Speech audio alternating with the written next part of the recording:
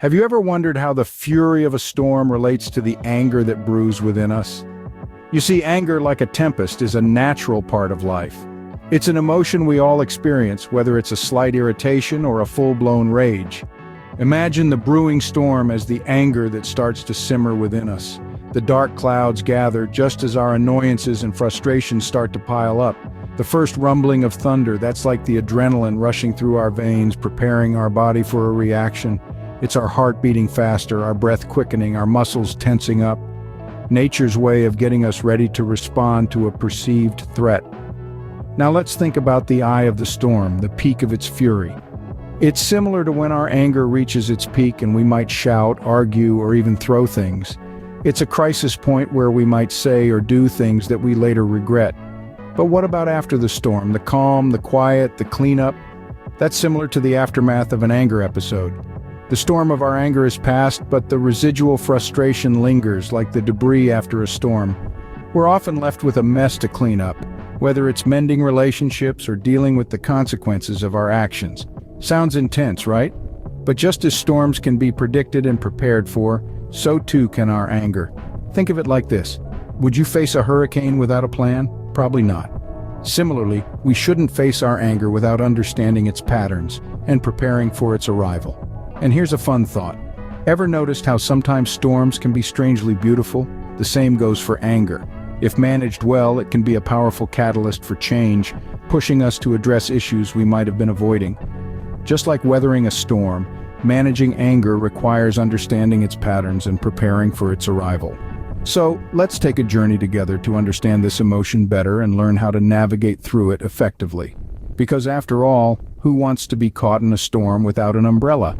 Did you know that uncontrolled anger is like a wildfire? It can cause destruction in its wake. Just as a wildfire engulfs everything in its path, uncontrolled anger can consume you, affecting your relationships and overall emotional well-being. It can singe the bonds of friendship, scorch the ties of love, and leave the forest of your personal growth in ashes. Imagine your life as a beautiful forest, a place of peace and growth. But when anger strikes like a spark, it can quickly escalate into a wildfire, reducing everything you've cultivated to mere cinders. It's crucial to control this wildfire before it wreaks havoc on your life. Remember, anger itself isn't the enemy. It's a perfectly normal emotion, but like a fire, it needs to be managed and controlled. If left unchecked, it can become a destructive force. But with the right tools, it can be tamed, providing warmth and light instead of destruction.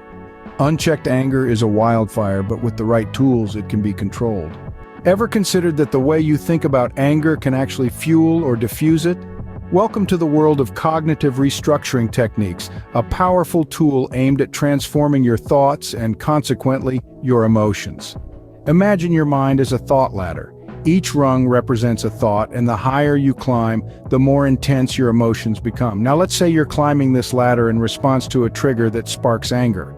If your thoughts are irrational or distorted, you're essentially climbing towards a boiling pot of anger. However, if you can replace these thoughts with more realistic and balanced perspectives, it's like you're climbing towards a cooling breeze of calm. Let's delve into this a bit deeper. Suppose someone cuts you off in traffic. An irrational thought might be, "They did that on purpose to ruin my day." This thought is like a rung on the ladder that's leading you straight to that boiling pot. The more you dwell on this thought, the hotter the pot gets and the angrier you become. Now let's try cognitive restructuring. Instead of jumping to conclusions, consider a more balanced perspective. Perhaps they're in a rush and didn't see me. This thought is a rung on the ladder leading you to the cooling breeze. It doesn't justify their action, but it does help to diffuse your anger.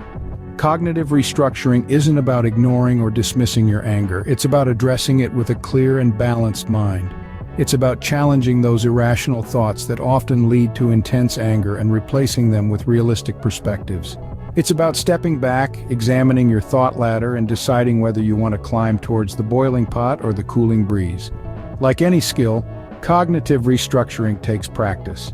But once mastered, it can be a game changer in managing anger. You'll find yourself reacting less to triggers and responding more with understanding and patience. Climb the thought ladder wisely, for it can lead to a storm or a calm sea.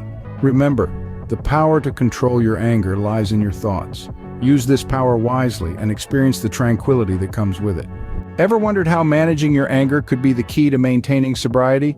Well, let's put it this way. Imagine you're walking a tightrope high above the ground. On one side, there's the life you've left behind, full of chaos and tumult, and on the other side, there's the life you're striving for, a life of sobriety, peace, and emotional balance. In between, there's this narrow, wobbly line that you must walk, the path of recovery. And anger, my friends, is like a gusty wind that threatens to knock you off balance. It's volatile, unpredictable, and can be incredibly intense. One moment you're steady, and the next you're swaying dangerously close to the edge. But here's the thing, just like a seasoned tightrope walker, you can learn to anticipate the wind, to brace for it, to adjust your footing and maintain your balance, even when it's blowing fiercely. That's what anger management is all about. It's about understanding your triggers, recognizing the early warning signs, and developing effective coping strategies to keep your balance and continue your journey towards sobriety. Now, what happens if you ignore the wind? If you let your anger go unchecked and unmanaged, well, you risk being blown off course, maybe even falling off the tightrope entirely. And that, my friends, can lead to relapse. It's like trying to cross a chasm on a tightrope during a hurricane. Not exactly the best conditions for a successful journey, right? But here's the good news. The wind of anger doesn't have to be a destructive force. With the right tools and techniques, you can turn it into a manageable breeze, a challenge that tests your resilience and fortifies your commitment to recovery. So remember, every step you take on the tightrope of recovery, every gust of anger you successfully navigate, brings you closer to the life of sobriety you're striving for. And the more you practice, the better you'll get at maintaining your balance, even in the face of the strongest winds. Managing anger isn't just about weathering the storm, it's about reaching the calm after it. That's the journey of sobriety.